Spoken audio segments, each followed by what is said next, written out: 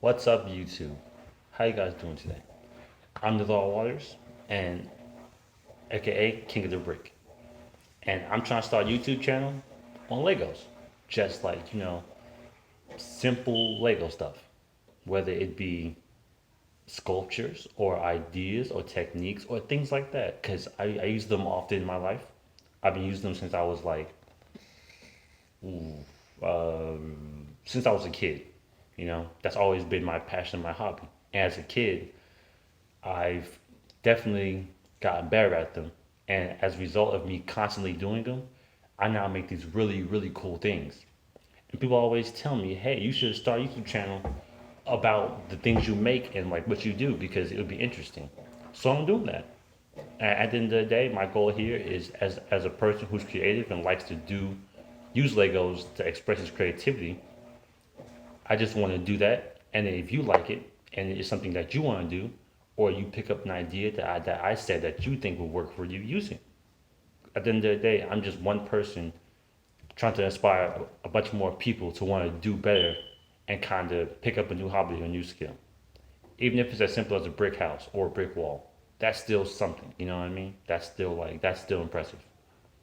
So with that being said, these next 10 to 12 videos are going to be on like basic ideas and basic techniques that I use in all my builds. So if you go on my Instagram, Murky Waters, you'll see that a lot of my builds are really nice looking because I have like a bunch of pictures and like hundreds of them.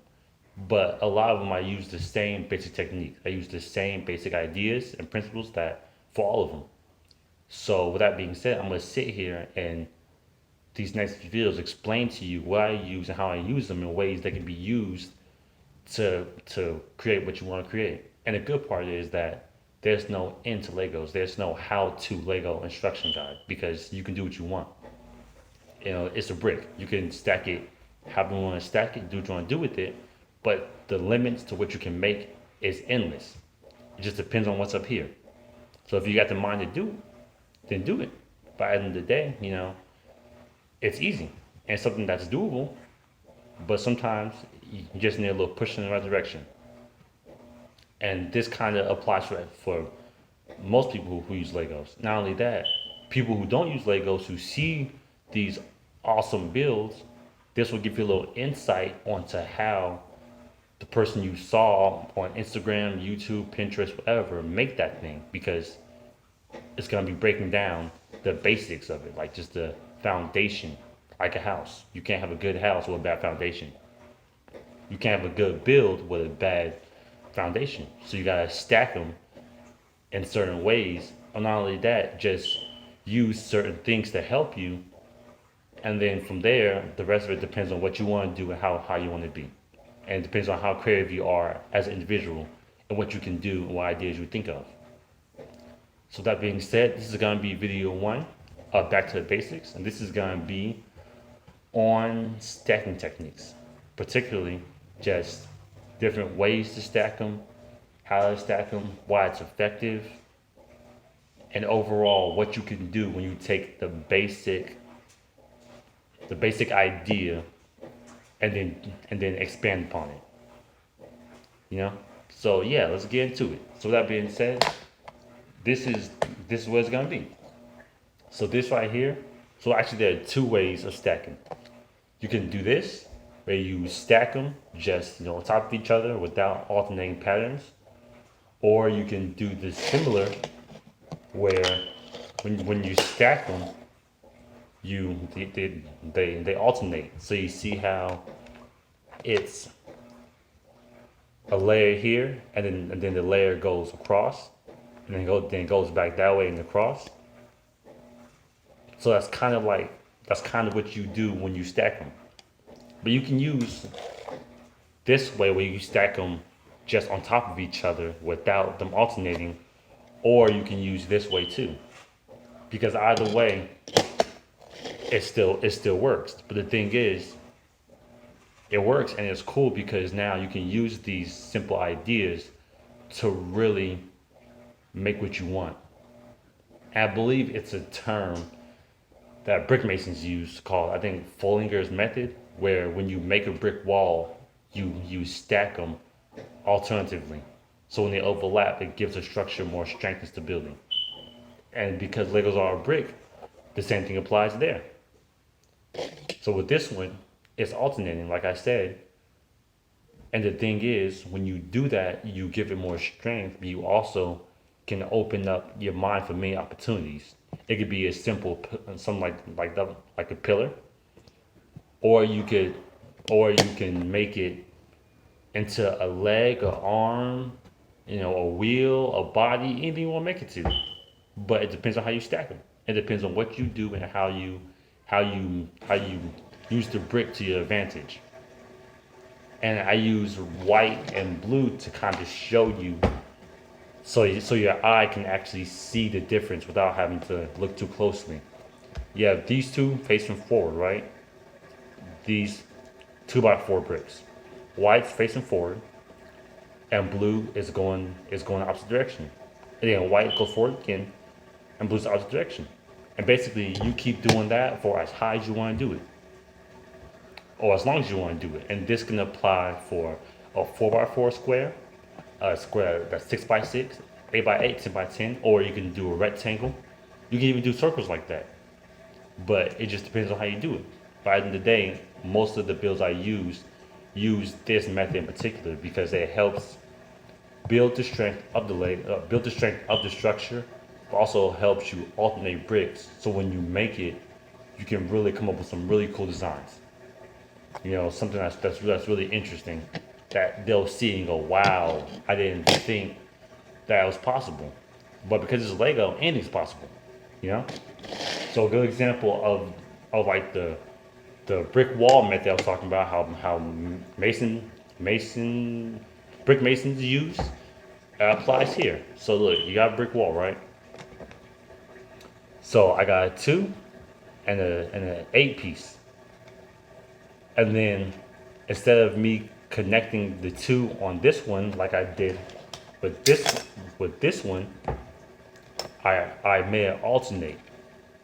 And then from there I did it again. And again. And the cool part about this is this looks simple, but this could be implied in so many different ways that it doesn't make sense.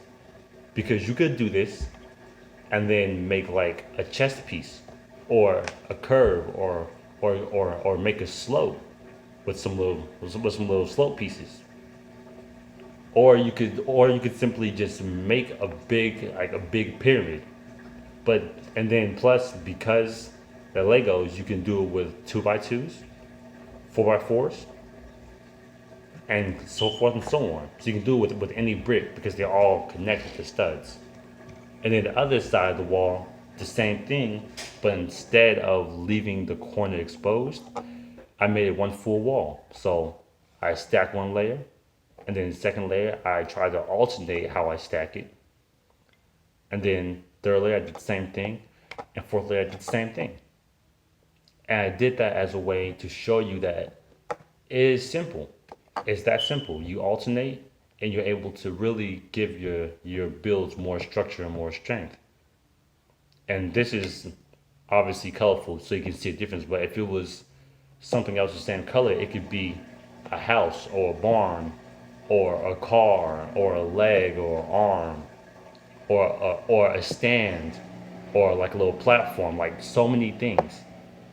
But because I did this, that kind of helps you understand that it's easier to stack them like this and kind of give yourself the room to expand. Because if I took off these one pieces, it would be that. And then from there, the wall can extend outward for as long as it needs to and go as high as it needs to.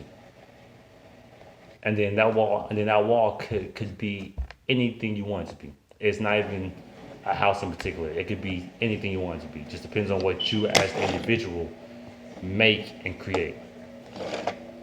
And again, that applies. And that applies for even when you're making bigger structures. So I made a little example again. This right here, this is technically, I guess, a column or a pyramid. not pyramid, a column. So layer one, that's yellow. It's simply it's simply these studs. So layer one is simply these studs right here, just a 6 by 6 square, right? Now layer two, I use red and green to show you the difference. It's these studs, but now what you're doing is you're still stacking them. You're still stacking them like a brick wall. So I use the 2 by 2 pieces to go around, and then from there I put the green in the middle. But now because I did that, this has more strength than just one layer. Not only that, it has more structure to it, and you can use that idea to create whatever shape you need to create, depending on what build in particular that you're trying to do. Whether it's again house, car, leg, anything, just depends on how you want to do it. So you have one layer, and you have that layer, and now you have the second layer on top, which is stacked to overlap the bricks. And if you go to the blue layer, I basically did the same thing, but now I used the 2 by 4 pieces and stacked them right here. So now you have 3 layers that are pretty strong and give it really good structure. And now this could be anything you want it to be, depending on what you want to make it for. And then again, for the third layer, the same thing. The fourth layer, I did the same thing. Layer one, that's just the 2 by 4 pieces. Layer two, that's when I used the 2 by 2 pieces and 2 by 4 pieces to create that alternating pattern. And then I came back with the blue layer, which is now solid, but it still alternates. It still alternates. And then I came back on top with another layer of 2 by 2s and 2 by 4s. But I did this as a way to show you that this simple technique is what I use for most of my builds. It's how I give them their mass and their weight. It's how when you see the car I made, or you see the boat, or you see whatever you see, oh, how'd you give it that shape? It's because you stack them and they alternate.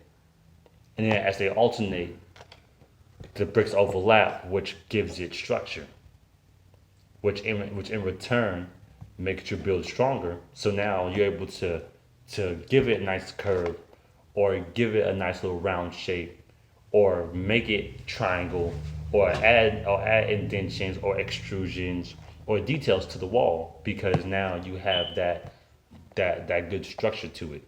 And a lot of times with these, when I do this, I usually put the base plate of the size that I'm trying to make the bottom of the structure on. So if I'm making a car that's 6 by 8, I'm gonna get enough pieces and then use a base plate and make it fit the 6 by 8 frame. And then from there, always try to alternate the brick layout, so when you do it gives you strength and then gives you structure and it works for you. And not only that, it's a thing as that simple method of like stacking bricks is not a new method, because brick masons use it all the time. But it kind of helps you understand that when you build things, it shows you what you can do and how you can do it. Not only that, it gives you comfort knowing that your build's not gonna fall apart when you make it. And those are colorful. So now if you take that idea and we use the same color and a different block palette, and we simply make a thing, I made a minion. Well, technically it was a person with the mustache with mustache and a beard, but my girlfriend called him Minion. So it's Minion.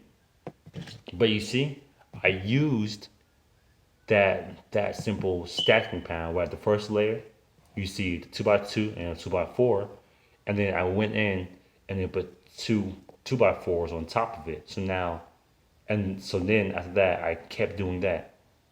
And then as I got to the mouth, the nose, and the mouth, the nose, and the eyes, and the hair, The same thing applied. Like I to a mouth, instead of using yellow, I used a white piece, and then I used a three piece to make his nose poke out and gave him a little mustache. And then I went up a little more and used the white piece again to kind of show that's his eyes, and then gave him little eyebrows. And then the hair, same thing. I used a two piece. I had one. The last layer was yellow and then black, and then I used the tile pieces and stacked them over the black pieces, but made sure they alternated still. And again, that's this seems very simple, but this simplicity helps you understand, and basically helps you understand how most people who use Legos minds think, because they use this simple design and this simple stacking pattern most of the time. But then when you apply that over a larger scale, or you keep doing that to make a certain shape, oh man, I didn't know you can make a circle with that. I didn't know you can make a car with that. I know you can make a ship with that, or an airplane. You know, so many things. But that's kind of the purpose of it. To take the basic and the foundation, and then expand upon that and build. And that's just one example. My other example, same thing, but instead it's a miniature barn, but the same the same basic principle applies to that barn. Bottom layer, I use the red, and then I stack them. So you see how the bottom layer is 4x4, it's 2x4, and then it's a 2x2, and then I went in and then I reversed it, and then I went in and did it again, and did it again. And then even for the middle, for the little door piece, I used the same method I used when I did this one. You know, stack them on each other without alternating, because that piece is not going nowhere. But because I did that, and because I used the way because I used the method so that way that I was alternating, I'm able to hold that door in place and build around it. And then when I got above it, I kept stacking. And then even for the ceiling, if you can see, same thing. I made it overlap and gave it like a little one stud gap and kept doing that. But you know, something like this is very simple. It's just a simple barn. But when you really sit here and you think about why that happened, you'll understand that a lot of the times when people build these really cool things, that's all they're doing. They're just stacking their bricks in a certain way to make it work for them. And I guess that term is called spatial reasoning. I guess that's the scientific term for it. Spatial reasoning mean like you're good at stacking certain things in a limited amount of space. But that works for this because they're bricks, and they're meant for stacking in a certain place. And that's kind of what it is. Just, you know, simple solutions, like simple things that you do make a difference. And and this basic this basic tutorial and this basic method of how you stack things plays a big role in making everything. Because you can make something really big like a meeting face or a barn, or you can upscale that, make a whole building, or you can make a platform, or you can make anything you want to make. But that method is always being used, is always being applied, and that's a very basic idea when it comes to Legos. But a lot of people don't get that. They see it, oh, how did you do this? But that's how you got it. But it's how you do it. It's how you get it done. And when you do that, and you take a little bit of the basic foundations and the methods, and use a little brain power, you're able to make things that you would not imagine. And it's actually really cool. And that's why I like Legos, because that kind of got me in to doing that, because I like to build things. So if I can make something just off of pure imagination with some basic concepts, it's like you see just how talented people are. So yeah, and that's basically what it is. So like I said, this is hopefully the first of many videos. If you like it, comment, subscribe, share, tell your friends, tell your kids. There are a lot of kids who have Legos who don't use them as often because society makes people not want to be creative. But tell your kids and get them into it. But at the end of the day, I'm just a guy who likes Legos, trying to inspire other people to use Legos. And if you're okay with the idea and you're okay with all that, like, comment, share, subscribe. Let me know what I can do better to make these videos more entertaining for you guys. Besides that, have a good day. I appreciate it. Follow my Instagram at Murky Waters. That's where I put most of my thing. Also, if you go on my Facebook, I got a few of them on Facebook. My Facebook is my name. It's Nidhal Waters. But for the most part, yeah. Have a good day.